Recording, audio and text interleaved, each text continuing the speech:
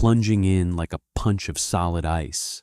The initial blade caught him off guard, followed swiftly by a second that burned like a branding iron. By the time the eighth struck, the sensation had faded to a dull, wet tearing of ribs and muscle, drenched in the suffocating stench of copper and cheap bootleg liquor. Dean hadn't intervened out of any profound love for aliens or some grand intergalactic savior complex. Rather, he had thrown himself into the fray because the kid huddled in the mud was whimpering like a terrified, choking stray, a sound Dean absolutely despised. Now, swimming back to consciousness, his nostrils are filled with the scent of medical-grade bleach as towering armored death machines loom over his bed. The rain on Outpost 44 always smelled like burnt hair and leaking coolant. It didn't fall so much as it settled, a greasy mist that coated the metal grating of the lower walkways and worked its way into the seams of your boots. Dean was walking home after a 14-hour shift hauling crates of raw palladium. His knees ached with a deep, familiar throb, a steady rhythm that matched the distant, bass-heavy hum of the station's atmospheric processors. He was tired, the kind of tired that settles in the marrow. He just wanted a hot shower, a lukewarm beer, and to stare at the peeling paint on his ceiling until he passed out. He took the shortcut through Sector 4. It was a narrow, unlit corridor flanked by abandoned storage lockers and overflowing garbage chutes. Most people avoided it. Dean didn't care. It shaved 20 minutes off his commute. He heard them before he saw them. Laughter. High-pitched, cruel, fueled by something chemical. The scrape of heavy boots on the rusted deck plates. And beneath that, a low, frantic chittering. A clicking sound like a broken metronome, desperate and small. Dean slowed his pace. He sighed, letting his heavy, grease-stained jacket drop a little on his shoulders. He didn't want this. He closed his eyes, pinching the bridge of his nose, hoping the sounds would fade, hoping whatever was happening would resolve itself without him having to look at it.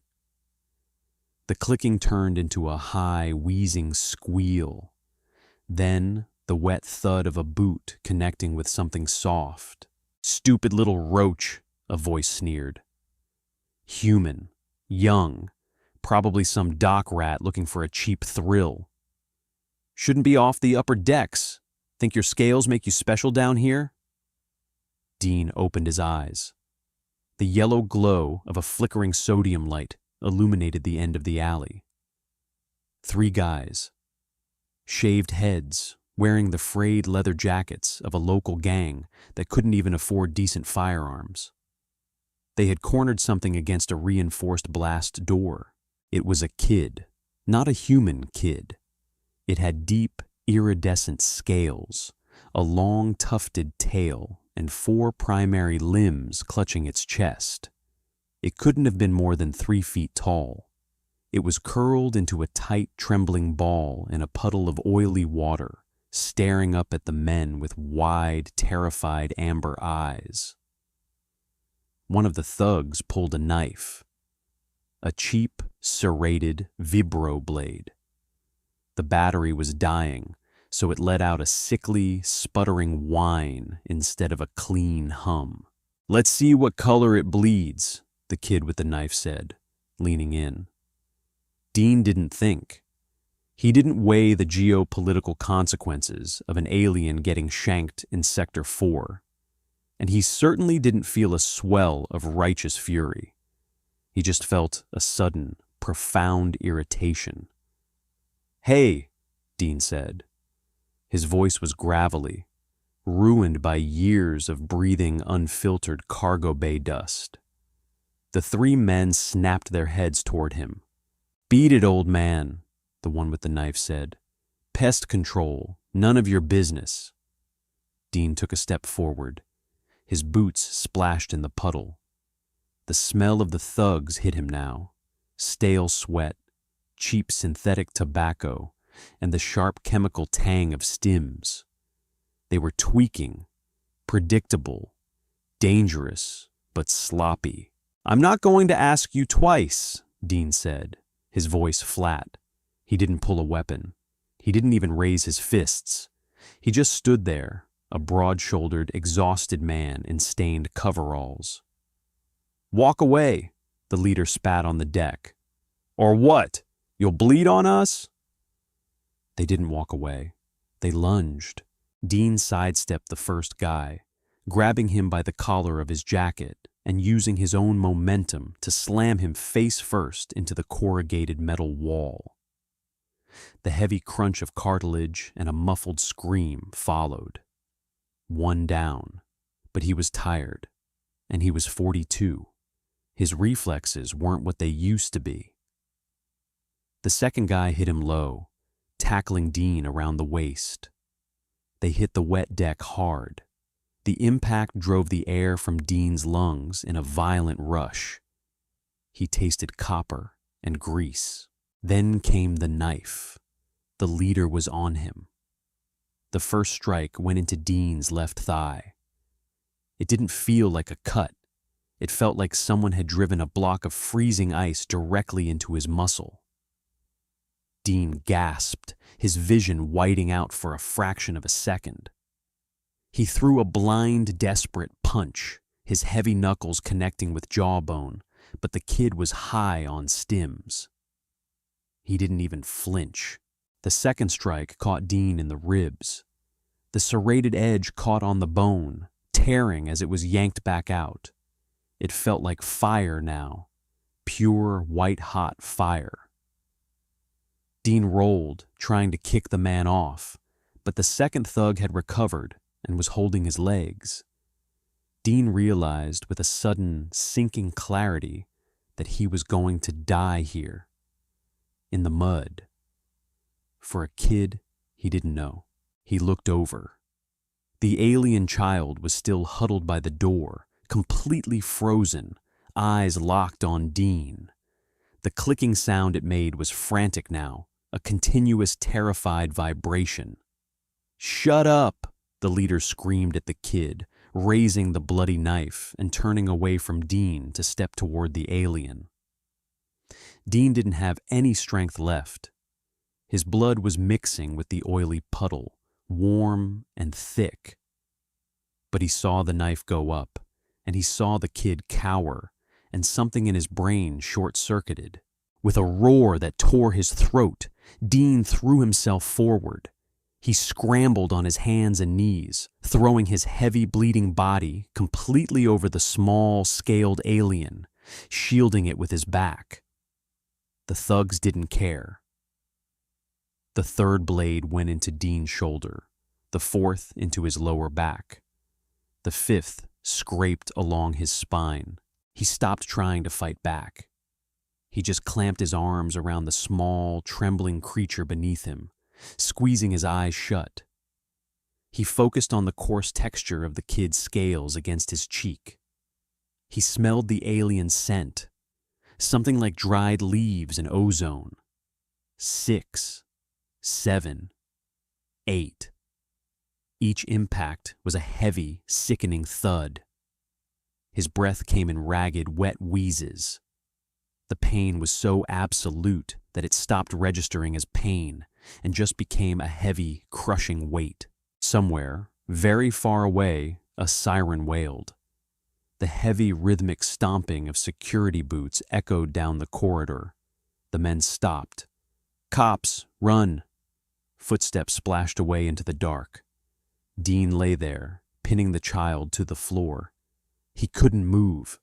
His vision was tunneling, fading into a staticky gray. The cold of the deck was seeping into his bones. He felt small, clawed hands gently pushing against his chest. The child wiggled out from under him, hovering over Dean's face. A drop of rain fell from the child's chin onto Dean's forehead. kid reached out, lightly touching Dean's cheek with two trembling, scaly fingers. It let out a soft, mourning chirp. "Don't," Dean whispered, his mouth filling with the taste of pennies. "Don't tell my boss I'm gonna be late." The gray static swallowed him whole. Waking up was not a sudden burst of consciousness. It was a slow, agonizing crawl through a swamp of thick, heavy syrup. First came the sound, a steady, rhythmic beep. Too soft to be a factory alarm, too regular to be machinery. Then came the smell. Gone was the sulfur and grease of the lower decks. The air here was sharp, terrifyingly clean. It smelled like crushed mint, rubbing alcohol, and something faintly metallic. It smelled expensive. Dean tried to swallow. His throat felt like it was coated in ground glass. There was something in his mouth, a tube. Panic, sudden and visceral, spiked in his chest. His eyes shot open. The light was blinding, a soft, diffuse white that felt like daggers in his retinas. He raised a hand, or tried to. His arm felt like it was made of lead, anchored to the bed by a tangle of clear tubing. He choked on the tube in his throat, his chest convulsing. The movement sent a shock wave of agony through his torso that made him see stars. It felt like someone had replaced his rib cage with barbed wire and pulled it tight. Heart rate spiking. "He is conscious," a voice said. Human. A woman's voice. Calm. Professional. A shadow leaned over him. A face came into view. A nurse wearing a pristine white uniform, her eyes gentle but clinical. "Easy, Dean. Don't fight it. I'm removing the intubator now. Exhale." He breathed out, and she pulled. The friction of the plastic sliding out of his trachea made him gag, coughing weakly. Every cough was a fresh knife in his ribs. "Water," he rasped. It sounded like two rocks grinding together. "Small sips," she said, holding a small sponge to his lips. The water tasted like heaven. Dean blinked, trying to clear his vision. He wasn't in the Sector 4 clinic. The clinic had stained walls, screaming addicts in the waiting room, and doctors who looked more tired than he did. This room was massive. The walls were a seamless matte silver. The bed he was lying on felt like it was floating, adapting instantly to the contours of his ruined body. Monitors hovered in mid-air, projecting glowing amber data streams without any visible screens. "Where?" he croaked. "You are in the primary medical suite of the diplomatic spire," the nurse said softly. She checked a reading on the air-projected monitor. "You've been in a medically induced coma for 4 days. You required extensive tissue regeneration and a partial spinal fusion." Dean stared at her. "I don't have the credits for this. I have basic company insurance. They won't cover a Band-Aid." The nurse offered a small, strained smile. She stepped back from the bed. "Your expenses have been handled. You have visitors. They have been waiting." She didn't just step back. She backed away, her head bowed slightly, keeping her eyes averted. It was a gesture of profound deference, bordering on fear. Dean slowly turned his head. His neck muscles screamed in protest. Standing in the shadows at the perimeter of the large room were 4 figures. Dean's breath hitched in his throat. His heart monitor gave a rapid, nervous flutter. They were massive, at least 7.5 feet tall, built like walking tanks. They wore armor that seemed grown rather than manufactured, overlapping plates of deep, matte obsidian that absorbed the light in the room. Heavy, flowing cloaks of crimson fabric draped over their broad shoulders, perfectly still. Their faces were obscured by angular, featureless helmets with a single, glowing horizontal slit for a visor. They stood in absolute terrifying silence. They weren't moving. They weren't breathing heavily. They just watched him.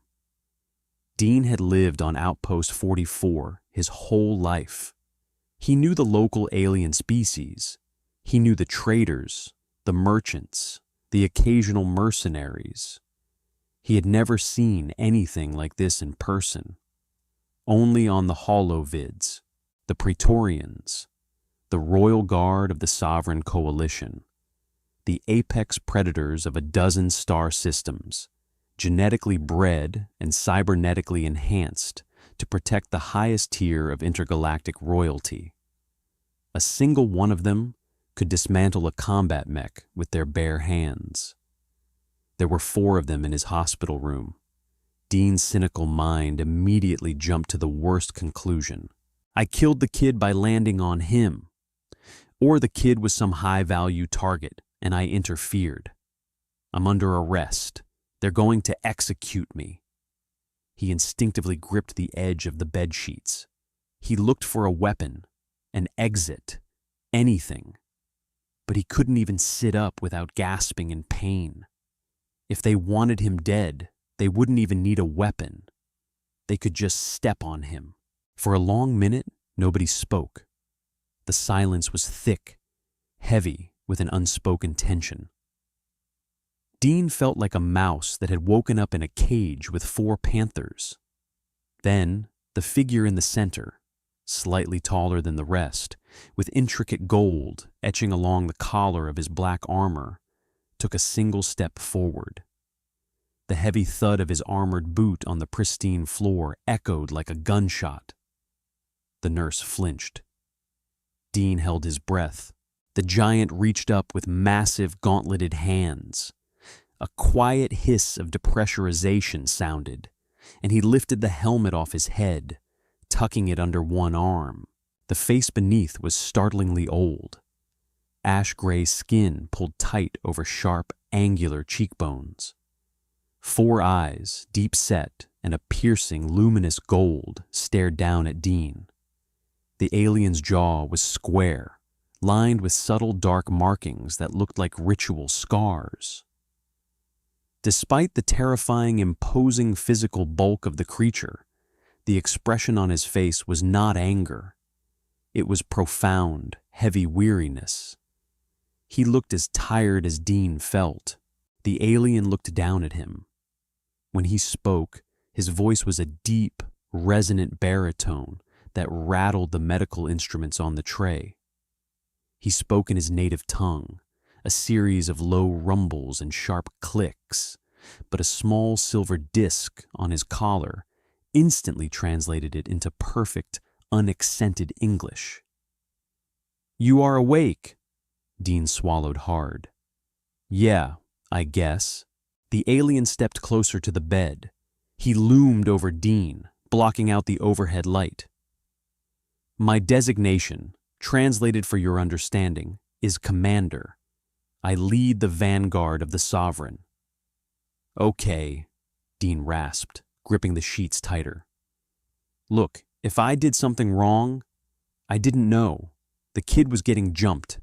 I didn't know who he was. The commander raised a massive hand, halting Dean's words. "You did not know his identity?" the commander asked, his 4 golden eyes narrowing slightly. "No, he was just a kid in an alley."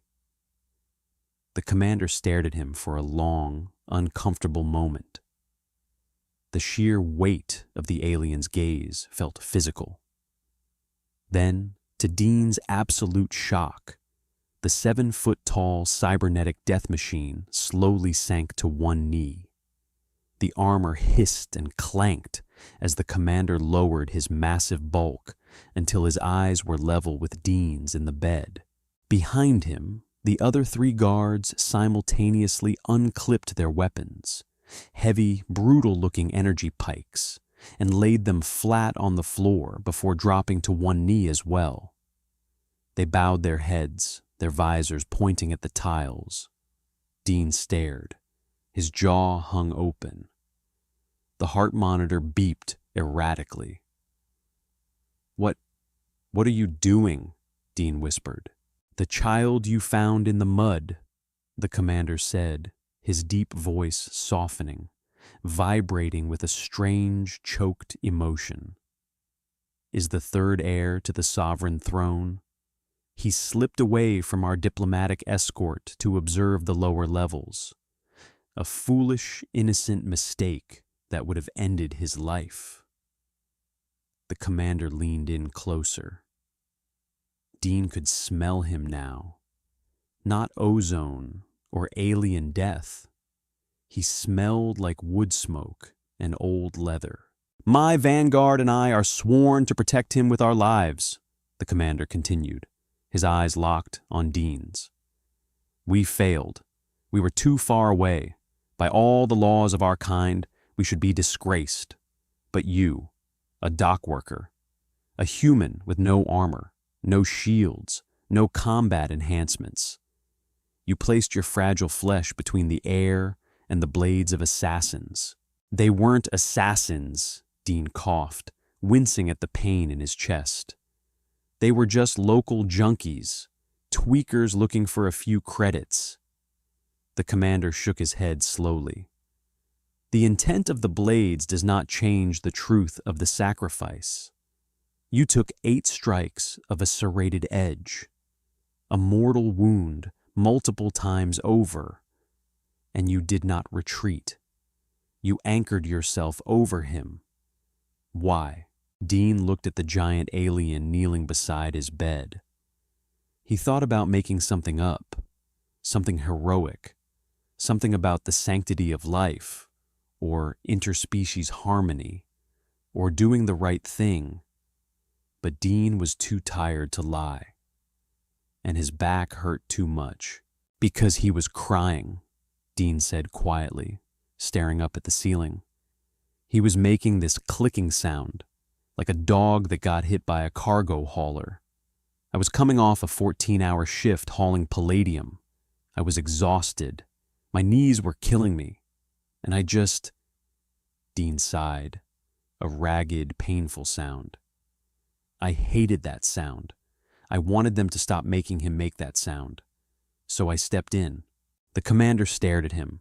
The translation disc hummed softly, parsing the utter lack of glorious intent in Dean's words. The alien seemed to struggle with the concept. To his culture, every battle was a poem. Every scar was a stanza. "You threw away your life," the commander rumbled slowly, "because you were irritated by a noise?" "Basically," Dean grunted. "Yeah. Look, can I get more of that water? My mouth tastes like a battery." The commander stared for another moment, his golden eyes wide, searching Dean's face for deceit. Finding none, the giant alien did something completely unexpected. He let out a low, rumbling sound. It took Dean a second to realize the commander was laughing. It wasn't a mocking laugh. It was a deep, rich sound of genuine disbelief. The commander stood up, his armor whirring. He walked over to the medical tray, picked up the tiny plastic cup in his massive, armored fingers with surprising delicacy, and held it to Dean's lips. "Drink, Dean of the Docks," the commander said, a faint, alien smile touching the corners of his scarred mouth. "You humans are a maddening, contradictory species. You possess no natural armor, your bones break easily, your lifespans are tragically brief, and you are driven by the most mundane of motivations." Dean swallowed the water, coughing slightly. "Yeah, we're a real catch." "And yet," the commander said, his voice dropping to a solemn, reverent register, stepping back and crossing his right arm over his chest plate in a salute, When the gods of war demanded blood, you gave yours without hesitation, not for glory, not for a flag, but because a child was afraid. The commander looked back at the door. You are no longer just a worker on this station, Dean. The Sovereign has declared a life debt. The Vanguard is yours. The Spire is yours. Dean closed his eyes, the exhaustion pulling at him again. The pain meds the nurse had subtly injected into his IV were finally hitting, wrapping his brain in a warm, fuzzy blanket. I don't want a Spire, Dean mumbled, his words slurring. I just want a hot shower, and maybe a new jacket. They ruined my good one. He faded back into the dark, the last thing he heard being the synchronized heavy thud of 4 elite warriors stomping their boots in solemn agreement. The healing process didn't feel like a miracle. It felt like a million microscopic fire ants crawling beneath his skin, chewing on his nerve endings and dragging his torn muscle fibers back together by force. Dean woke up on the 5th day with a frantic clawing need to scratch his back. He grunted, shifting his weight. The movement pulled at the newly fused tissue along his spine, sending a sharp, electrical jolt down his left leg. He gasped, his hands gripping the smooth, cool fabric of the medical bed. Instantly, a shadow fell over him, the commander. The massive alien hadn't moved. Or if he had, he'd returned to the exact same spot by the window, his black armor absorbing the sterile white light of the room. He didn't wear the helmet anymore, revealing that weathered ash-gray face and those 4 unsettling golden eyes. Your vitals are elevated, Dean of the Docks, the commander rumbled. The translation disc on his collar clicked, smoothing out the harsh consonants of his native tongue. Do you require the chemical dampeners? I need to scratch my ribs, Dean wheezed, letting his head fall back against the pillow. And I need a cup of coffee. Real coffee, not that recycled algae water they serve in the lower decks, the stuff that tastes like battery acid and dirt. The commander tilted his head, processing the request.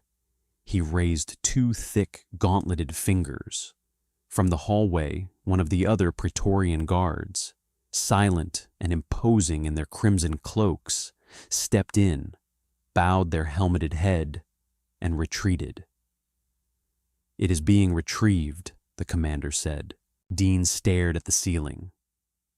You guys don't have to do this. I'm just a guy. You're treating me like a saint. I'm not. I owe 3 months back rent.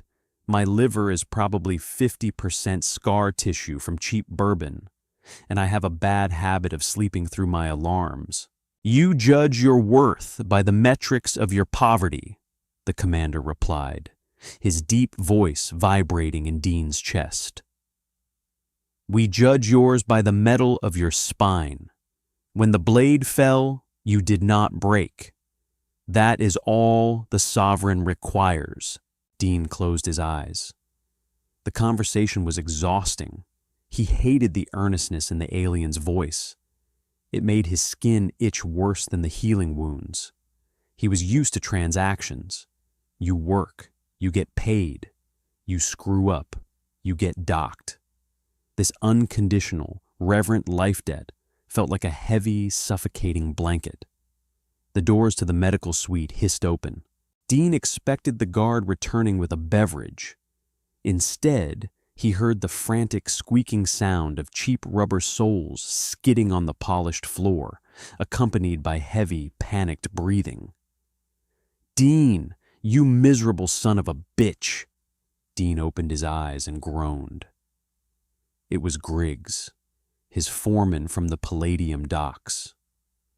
Griggs was a squat, heavily perspiring man whose face always looked dangerously close to a stroke. He was wearing his stained yellow supervisor vest, clutching a battered data pad. "Do you have any idea how much trouble you're in?" Griggs yelled, marching toward the bed, entirely focused on Dean. "4 shifts. You missed 4 consecutive hauling shifts without logging a medical emergency on the company band. I had to pull double time on the magnetic cranes, and the corporate auditors are breathing down my—" Griggs stopped. He had finally noticed the room. Specifically, he noticed the 7.5-foot-tall, cybernetically enhanced royal guard standing at the foot of Dean's bed. The commander slowly turned his head. His 4 golden eyes locked onto Griggs. He didn't draw a weapon.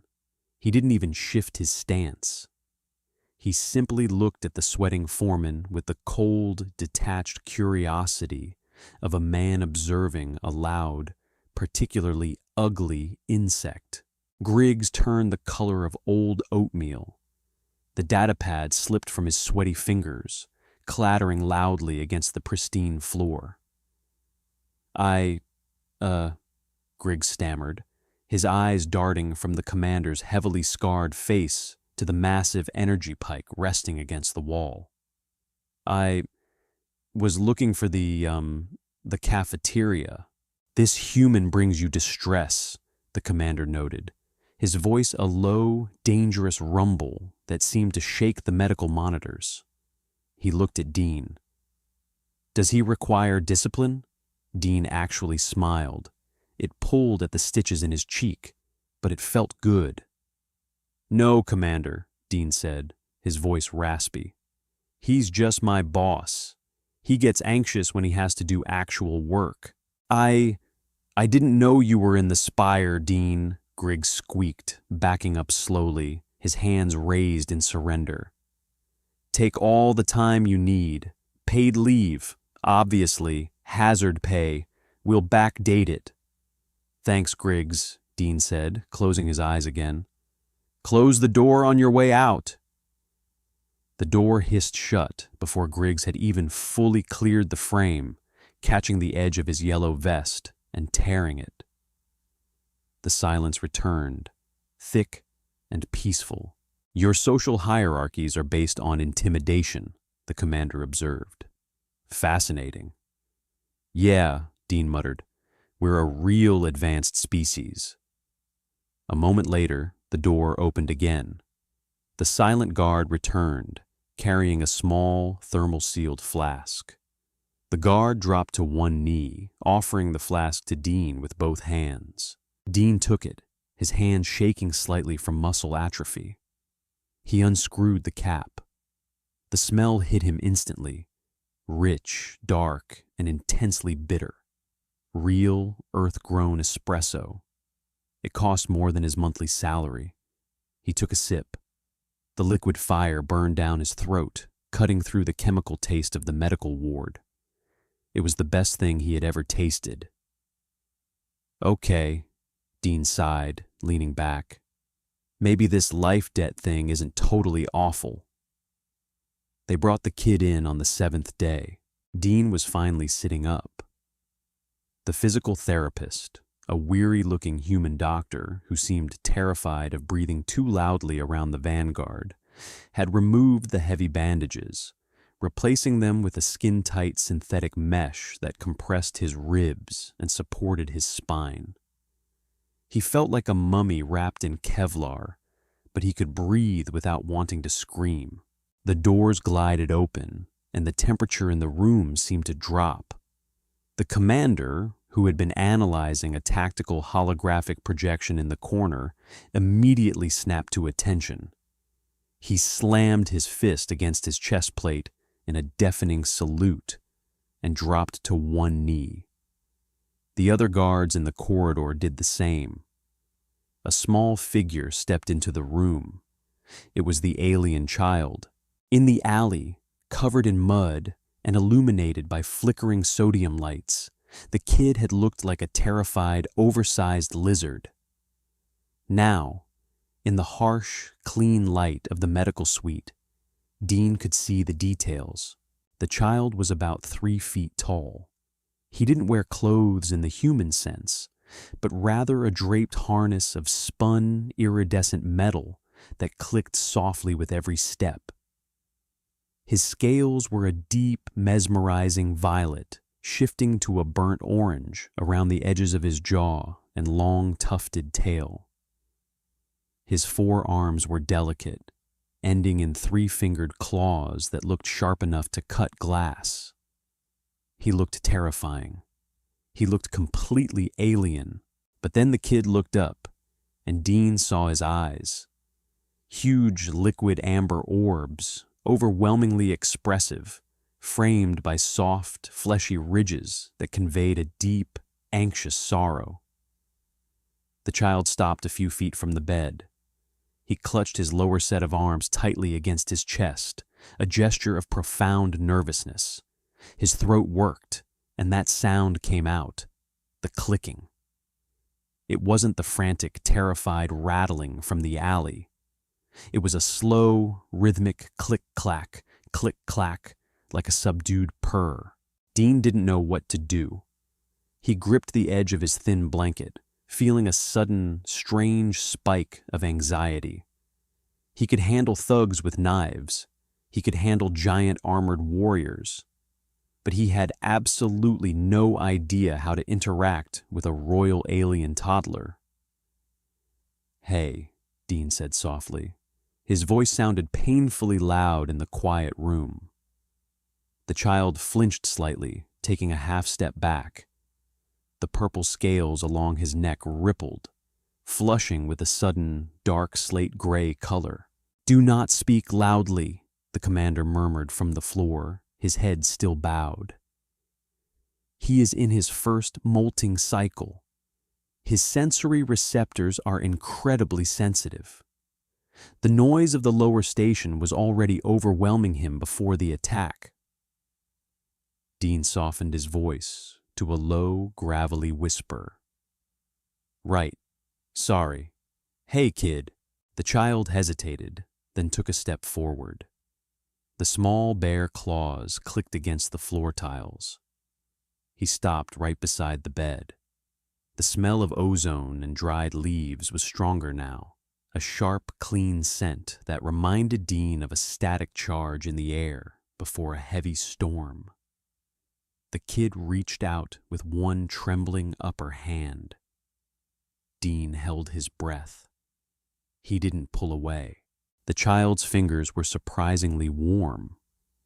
They lightly touched the synthetic mesh covering Dean's left shoulder, tracing the outline of the deep puncture wound beneath it. The touch was impossibly gentle, a feather-light brush against the bruised, yellowing skin of Dean's neck. The kid looked at the bandage, then looked up into Dean's eyes. The clicking sound deepened, vibrating in the child's chest.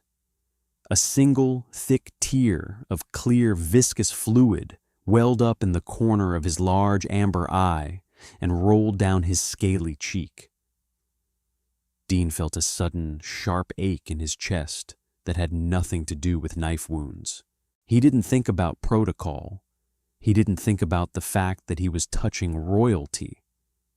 He just slowly raised his heavy, calloused hand and rested it gently on top of the child's smooth, scaled head. "It's okay," Dean whispered. He rubbed his thumb lightly against the soft ridges above the kid's eyes.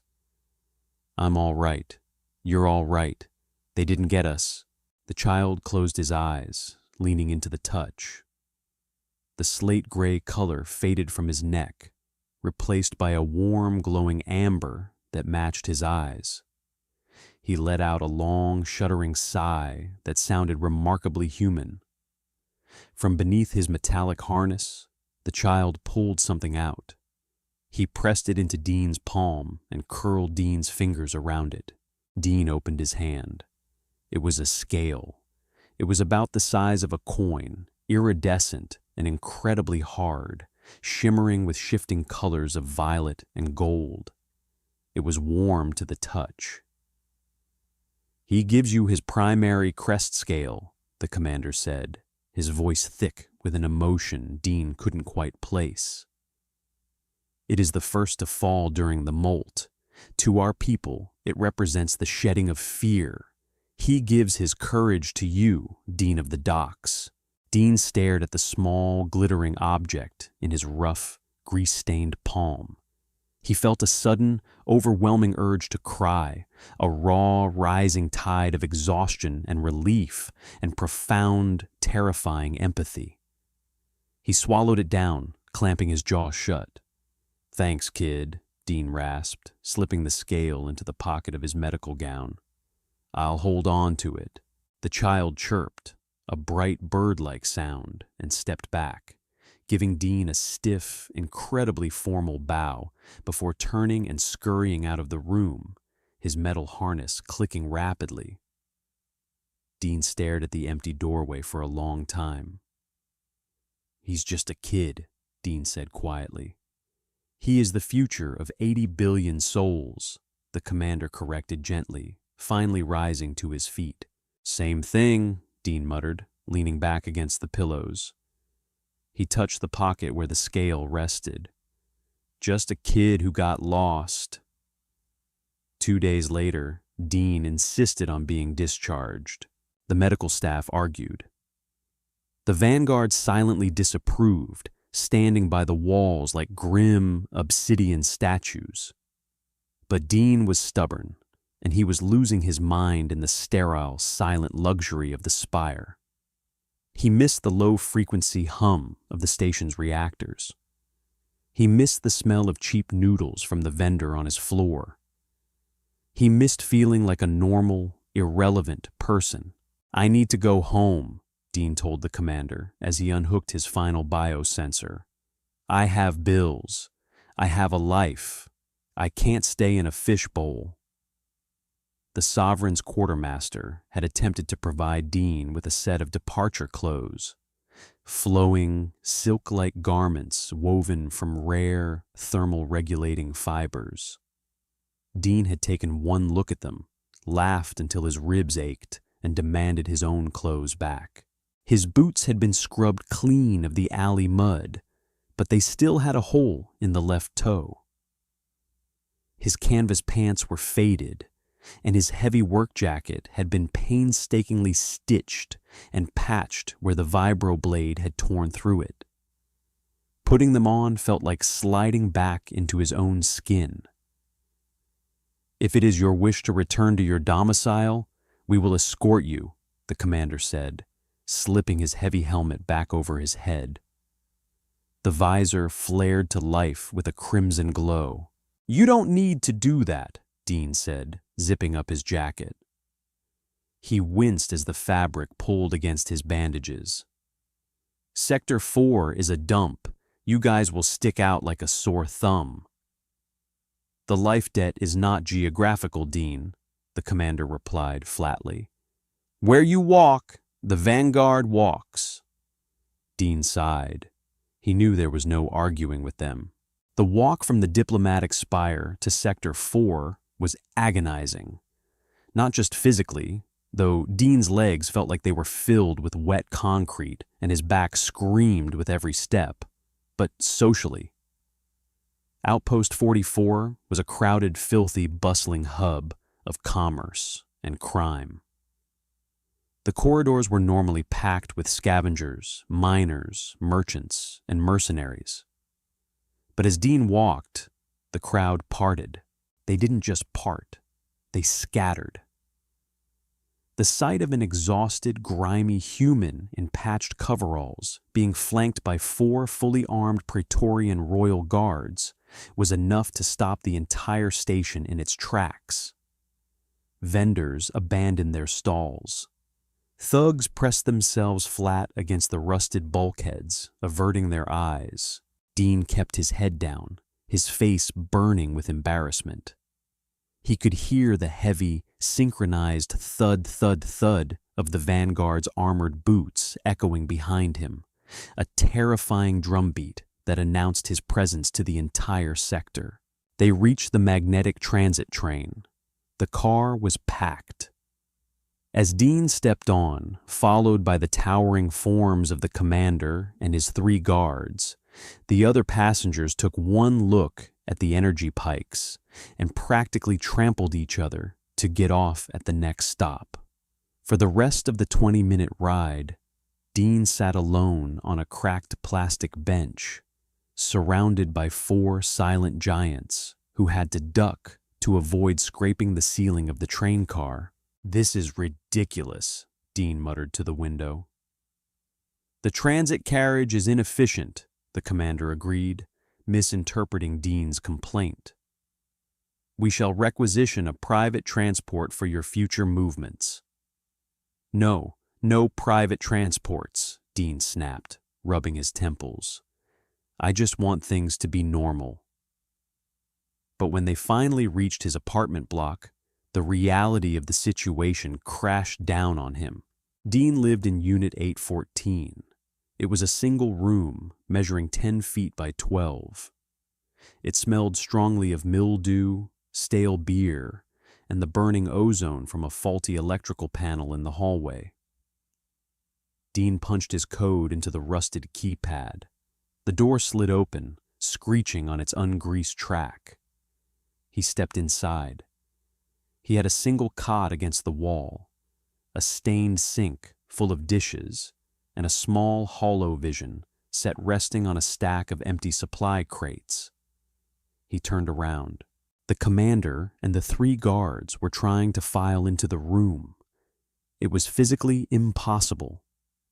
2 of the guards had to remain in the hallway, standing rigidly at attention in front of the peeling wallpaper, while the commander and the remaining guards squeezed inside.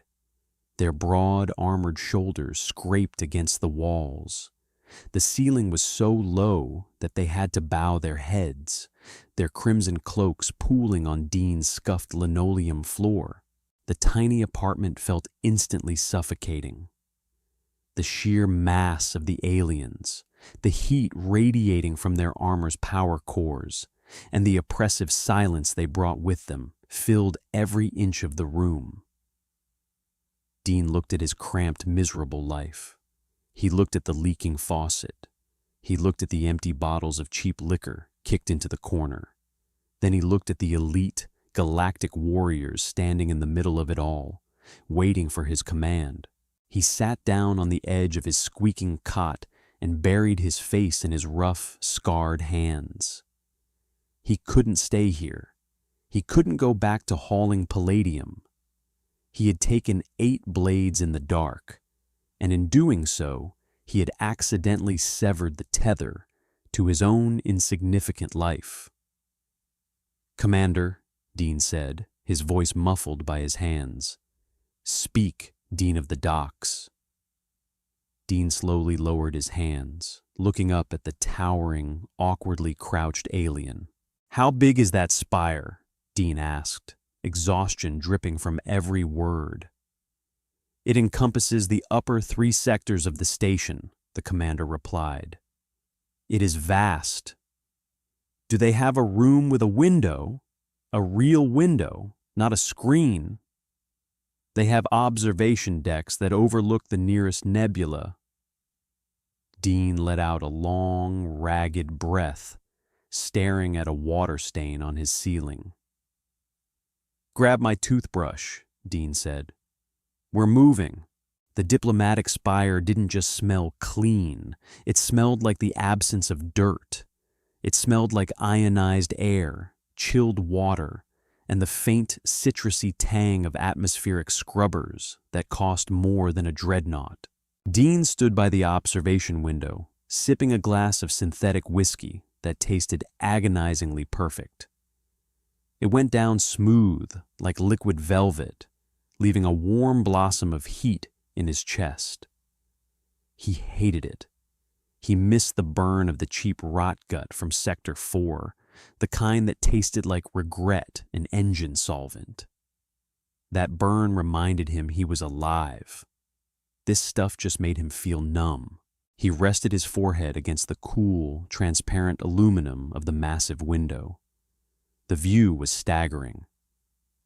Outpost 44 sat on the edge of the Veil Nebula, a swirling, violent ocean of deep purples, bruised blues, and violent gashes of newborn starfire.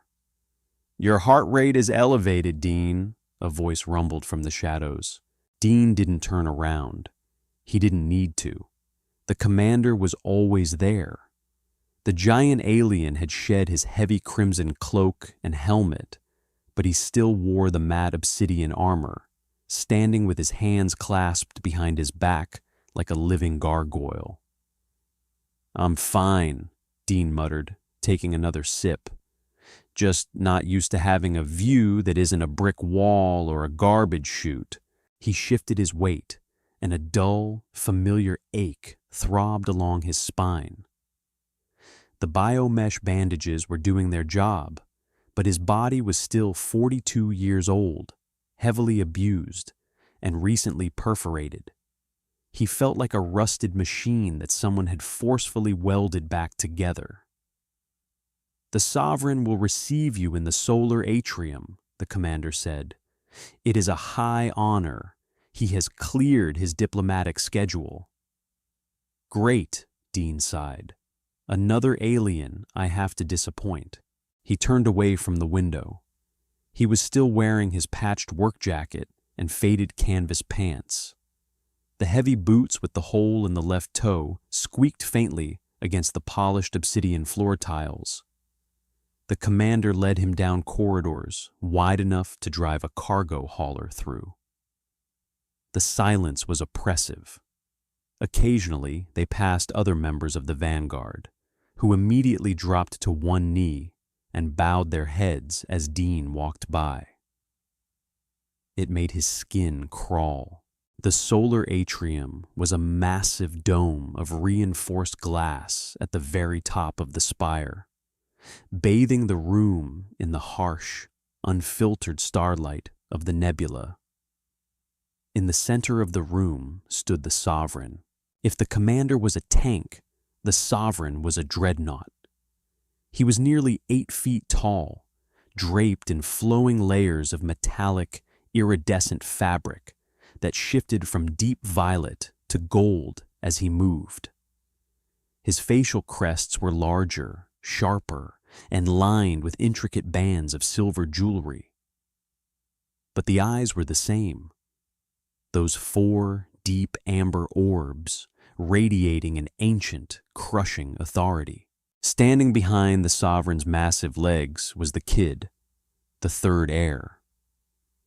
He was peering around his father's robes, his small claws clicking nervously against the floor. Dean stopped a few paces away. He didn't bow. He didn't know how, and his back hurt too much to try. He just offered a short, awkward nod. The Sovereign stared at him. The silence stretched, heavy and taut.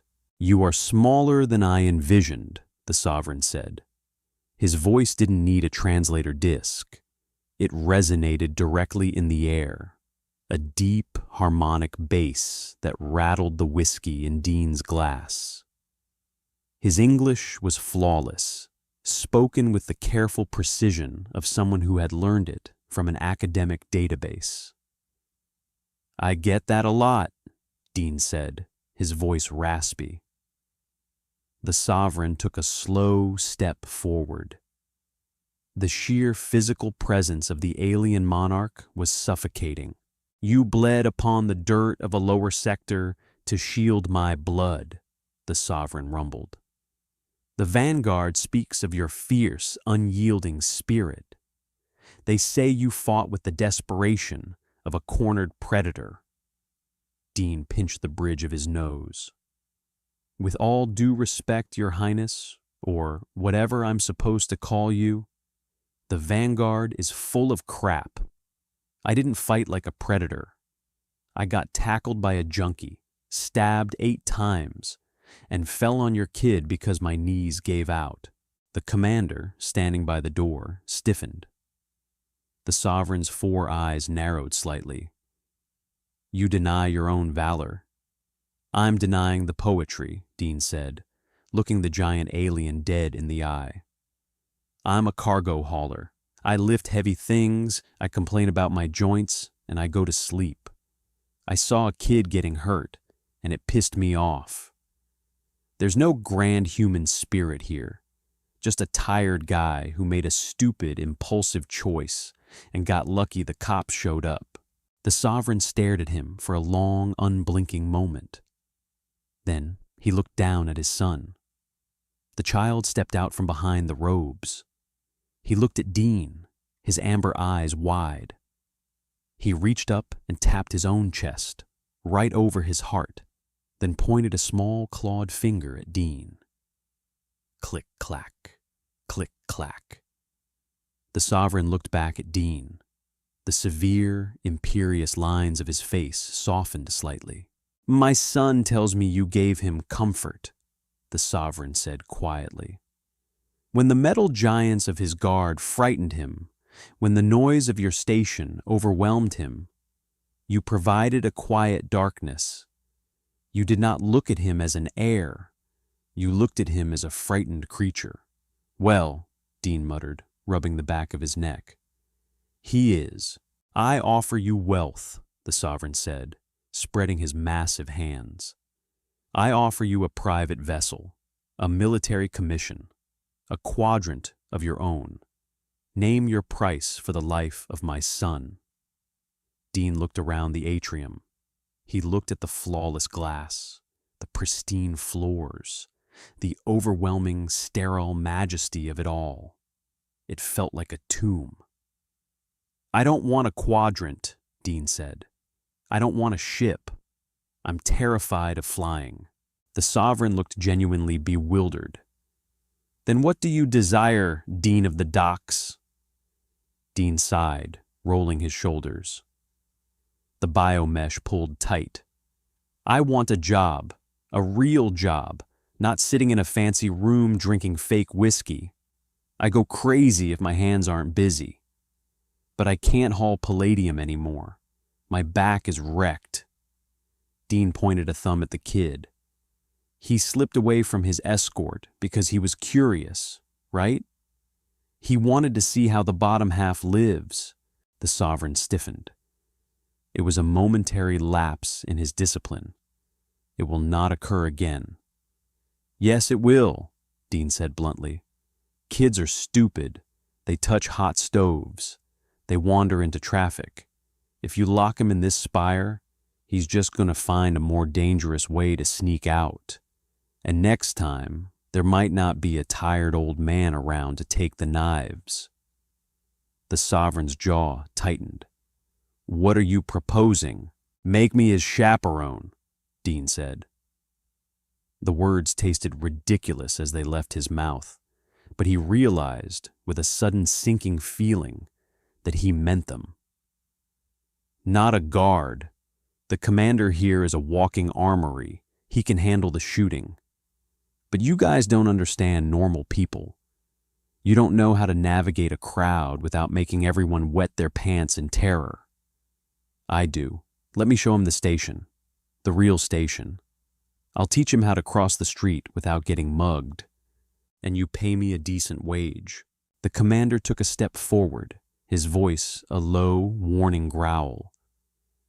"You presume to dictate the education of the air?" "Peace, Commander." The sovereign raised a hand. He looked at Dean, dissecting the human with those 4 ancient eyes. "You would expose him to the filth," the sovereign said slowly. "I'd expose him to reality," Dean countered. "So he doesn't freeze up the next time someone pulls a cheap blade." The kid chirped brightly, a sound like a small bell, and trotted over to Dean. He grabbed the hem of Dean's stained work jacket with his delicate upper claws and tugged on it, looking up expectantly. The sovereign let out a long, rumbling breath that sounded like grinding tectonic plates. "Very well," the sovereign declared. "You shall be appointed as the royal attaché of terrestrial affairs. You will instruct him in the ways of the mud." "Great," Dean said. looking down at the small alien holding his coat. "First lesson, we're getting real food. I'm starving." The problem with alien royalty was that they didn't understand the concept of low profile. Dean walked down the bustling promenade of Sector 2. It was slightly nicer than Sector 4, fewer active stab wounds, more neon signs, but it was still a chaotic, noisy mess of merchants, mechanics, and off-duty miners. Beside him walked the heir. The kid was disguised, wearing an oversized human hoodie that swallowed his small frame, the hood pulled up to hide his violet scales and facial crests. His long tail was awkwardly tucked down one pant leg, giving him a strange, limping gait. 10 paces behind them walked the commander. He was wearing a massive trench coat. A trench coat over his 7.5-foot-tall, cybernetically enhanced, obsidian-armored frame. It was comical. He looked like 2 heavily armed vending machines stacked on top of each other, trying to sneak into an R-rated movie. The crowd still parted for him, terrified by the sheer mass of the being stalking behind the human and the hooded child. "You know he's not fooling anyone, right?" Dean muttered, looking down at the kid. The kid clicked happily, holding a skewer of roasted synth meat he had just bought from a street vendor. He took a bite, his amber eyes widening in delight at the heavy, salty grease. "Slow down," Dean warned, handing him a rough paper napkin. "That stuff will turn your insides to liquid if you eat it too fast." The kid ignored him, shoving the rest of the meat into his mouth. Dean sighed, leading them toward the small, dimly lit noodle shop he used to frequent. It was a miserable little place run by a cynical old human named Bao, but the broth was real bone marrow, not synthetic paste. As they stepped into the alleyway leading to the shop, Dean felt the hairs on the back of his neck prickle. It wasn't a sudden, heroic spider sense. It was 20 years of living in a slum. It was the sudden absence of noise. The alley was too quiet. The flickering neon sign above Bao's shop had been deliberately smashed. "Stop," Dean said quietly, holding his arm out to halt the kid. Behind them, the commander stopped. His heavy boots made a soft, grinding sound against the pavement. From the shadows behind a stack of empty coolant barrels, 3 figures stepped out. They weren't local junkies, not this time. They wore sleek, dark environmental suits, their faces hidden behind matte black visors. They moved with a terrifying, silent fluidity. Professionals. "Commander," Dean said, his voice flat. Before the word fully left his mouth, the air snapped with the sound of a suppressed magnetic rifle. The commander roared, a sound that shook the dust from the alley walls.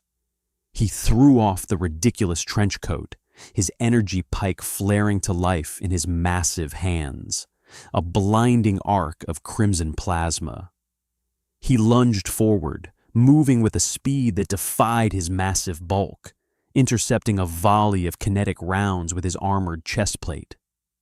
The impacts sparked and pinged, deflecting off the obsidian armor. "Get behind me!" Dean yelled at the kid, grabbing the oversized hoodie and yanking him backward. But one of the assassins had slipped past the commander. They were using some kind of localized cloaking field, blurring the air around them. The figure appeared out of thin air just 6 feet from Dean, raising a slender, viciously curved blade. Dean didn't have armor. He didn't have an energy shield. He had a half-healed spine, a bad attitude, and a heavy iron wrench he had picked up from a scrap pile 3 blocks ago, just in case. The assassin lunged. Instead of backing away, Dean stepped into the attack. It was a stupid move, a suicidal move. But it was exactly what the assassin didn't expect. The professional was trained to fight heavily armored Praetorians who relied on parries and counterstrikes. He wasn't trained to fight a tired dock worker who was willing to take a hit to give one. Dean twisted his body. The assassin's blade sliced through the thick canvas of his jacket, biting a shallow, burning groove into his right forearm. Dean grunted, ignoring the flare of pain. He used his forward momentum, gripped the heavy iron wrench with his left hand, and swung it like a baseball bat. He didn't aim for the head or the chest. He aimed low at the assassin's knee. There was a sickening crunch of shattering bone. The assassin let out a muffled scream, their cloaking field dropping as they collapsed sideways into a pile of trash bags. Dean didn't hesitate. He dropped the wrench, grabbed the assassin by the collar of their environmental suit, and headbutted the black visor with all his remaining strength. The visor cracked. Dean's vision swam with stars, a warm stream of blood trickling down his forehead. The assassin went limp. He stumbled backward, gasping for air, clutching his bleeding arm. Down the alley, the commander had finished his work. The remaining two assassins were pinned against the brick wall, suspended by the throat in the giant alien's gauntleted hands. The commander's golden eyes burned with a terrifying, unholy fury. He snapped their necks with a sickening double crack and dropped them like broken toys. The silence returned to the alley, broken only by the hum of the commander's energy pike and Dean's ragged breathing. The kid peeked out from behind a dumpster, his amber eyes wide, his hood thrown back. He wasn't clicking in fear this time. He was staring at Dean with absolute, unblinking awe. The commander stalked over to Dean. His armor was scored with silver marks from the kinetic rounds, but he was unharmed. He looked down at the unconscious assassin at Dean's feet, then up at Dean's bleeding arm and bruised forehead. "Your combat methodology is deeply flawed, Dean of the Docks," the commander rumbled, his chest heaving. "You deliberately exposed yourself to a lethal strike to gain a tactical advantage. It is primitive. It is reckless." Dean leaned against the brick wall, spitting a mouthful of blood onto the pavement. "Yeah, well," Dean rasped, flashing a bloody, crooked grin. "It worked, didn't it?" The commander stared at him for a long moment. Then slowly, the giant alien deactivated his energy pike, hooking it to his belt. He reached out and placed a massive, heavy hand on Dean's uninjured shoulder. "It was effective," the commander conceded quietly. "You fight like a cornered Urzak, ugly but undeniable." "I'll take the compliment," Dean wheezed.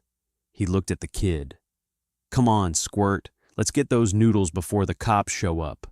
6 months later, Outpost 44 had changed. Or rather, Dean's corner of it had. He didn't live in the 10x12 closet anymore. He had refused the luxury suites in the Spire, but he had compromised on a spacious, secure apartment in Sector 2. It had real windows, a hydroponic garden that he was slowly killing, and a couch that didn't smell like old sweat. More importantly, it had a spare bedroom. "Keep your elbows in," Dean said, adjusting the kid's posture. They were standing in a private sparring ring on the lower levels of the Spire. The kid, who Dean had simply started calling Tavi because he couldn't pronounce the 10-syllable royal name, was wearing a scaled-down set of training armor.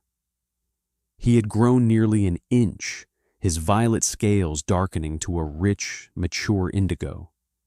Tavi threw a punch.